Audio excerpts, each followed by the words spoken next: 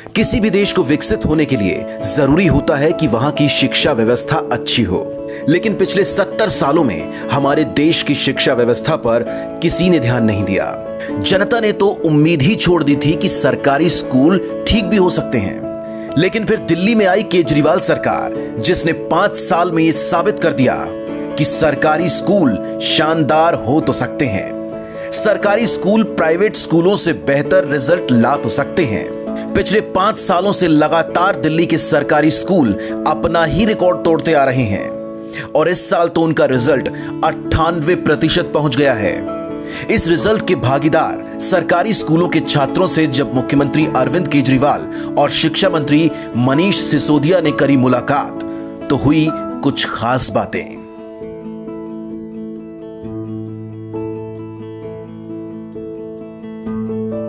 सरकार का पैसा कहाँ से आता है? टैक्स से आता है। टैक्स कौन देता है? आप सारे जने देते हो। इस देश का गरीब से गरीब आदमी भी टैक्स देता है। जब आप बाजार से माचिस खरीद के लाते हो, उसके ऊपर भी टैक्स लगता है। सेल टैक्स, जीएसटी, फलाना ढिमका, तरह तरह के टैक्स लगते हैं। आप किताबें कापियाँ खरीदते हो, उस पर भी टैक्स लगता है। पेंसिल खरीदते हो, उस पर भी टैक्स लगता है। खाना खरीदते हो, उस पर भी टैक्स। तो गरीब से गरीब आदमी भी टैक्स देता है। उस गरीब आदमी के टैक्स के पैसे से आप लोगों को फ्री में शिक्षा मिली है, अच्छी शिक्षा मिली है। तो जो मर्जी बनो अपनी ज़िंदगी में, लेकिन जो इस देश ने आपके लिए किया उसको कभी मत भूलना। उस देश को वापस देना है।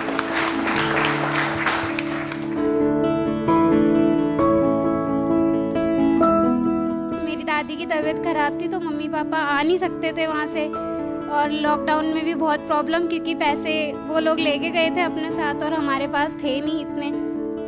तो मेरे पास जो सेविंग्स थी मेरी 2000 रुपीज़ ही थे मेरे पास उस टाइम। तो 1500 मैंने चलाए वो 2 महीने।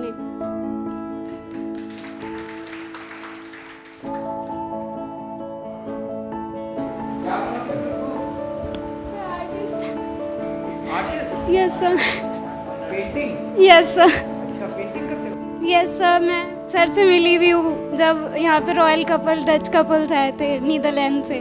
सर, आपकी जो मैकमिलन एजुकेशन इंडिया था, वो जो स्कीम थी इंग्लिश स्पीकिंग की, मेरी इंग्लिश बहुत कमज़ोर थी 11th में भी और 10th में भी, पर उसकी वजह से मैंने अपने मार्क्स ना बहुत ज़्यादा इंक्रीज़ किए और 12th में भी मैंने बहुत अच्छी तैयारी की, जिसकी वजह से मेरे बहुत वीक सब्जेक्ट में भी 94 मार्क्स मैं स्कोर कर पाई हूँ।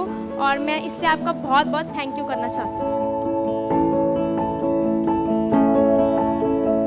हमने किसी के कास्ट पे बात नहीं की, पर इस देश में आज भी बहुत सारे लोगों को अपनी कास्ट की वजह से नीचा दिखाया जाता है। आज मैं जिस गांव से आता हूं, मेरे पास ज़मीन है और मेरे उसी गांव में एक कास्ट वर्ग है जिसके पास ज़मीन नहीं है, और आज उनके बच्चे और उनके बच्चों के बच्चे 10वीं पीढ़ी 12वीं पीढ़ी भी आके दिल्ली में सिर्फ और सिर्फ इसलिए आके क्योंकि उनके गांव में भी ज़मीन नहीं है, खेती नहीं है 20 साल पीढ़ी पहले, और आज भीख मांगने से लेके छोटे छोटे काम ऐसे करने पे मजबूर हैं और एजुकेशन मिल नहीं पाई।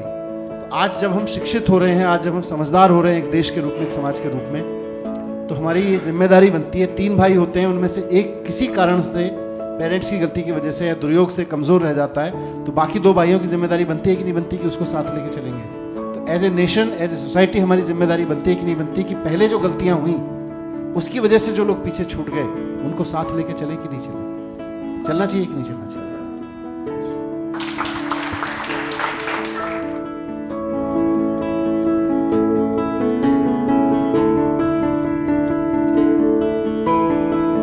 गुड आफ्टरनून सभी को।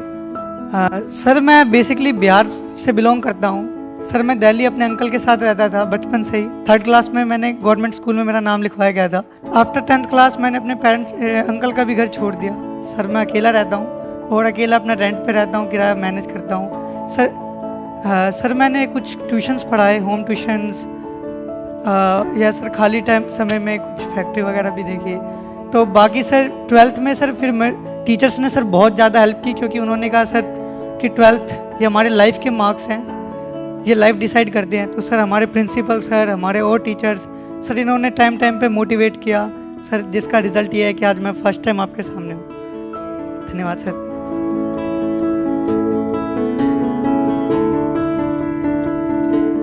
कुछ लोग कहते हैं कि गरीब लोग तो अपने बच्चों को बचपन में ही काम पे लगा देना चाहते हैं ताकि वो 2 पैसे कमा के लाएगा। जब स्कूल में पढ़ाई तो थी नहीं, तो एक आदमी सोचता था यार टाइम खराब कर रहा है बच्चा जाके, जब पढ़ाई नहीं होती है तो यहाँ पे 2 पैसे तो कमाएगा। जब से दिल्ली के अंदर सरकारी स्कूलों में पढ़ाई अच्छी हुई है, अब हर गरीब आदमी चाहता है मेरा बच्चा बड़ा होके मेरा नाम रोशन करे, मेरे घर की गरीबी दूर करे और अपना भी आगे भविष्य बनाए।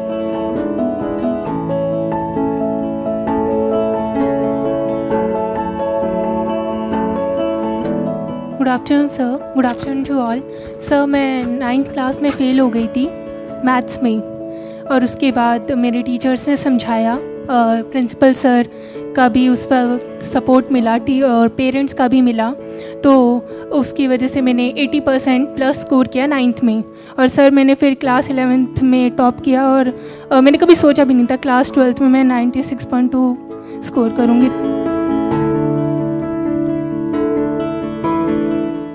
मैं हमेशा यही कहता हूँ कि वही टीचर्स हैं, वही बच्चे हैं, वही पेरेंट्स हैं, वही हेड ऑफ स्कूल्स हैं। अब सिस्टम थोड़ा सा बदल गया, व्यवस्था थोड़ी सी बदल गई, एक ईमानदार सरकार आ गई तो सारा का सारा ढांचा बदल गया। तो आप ऐसे ही लगे रहिए, सभी बच्चों के अच्छे भविष्य की मैं कामना करता हूँ और उम्मीद करता हूँ कि आप लोग अपने जीवन में खूब फले फूलें और देश का नाम रोशन करें। Thank you.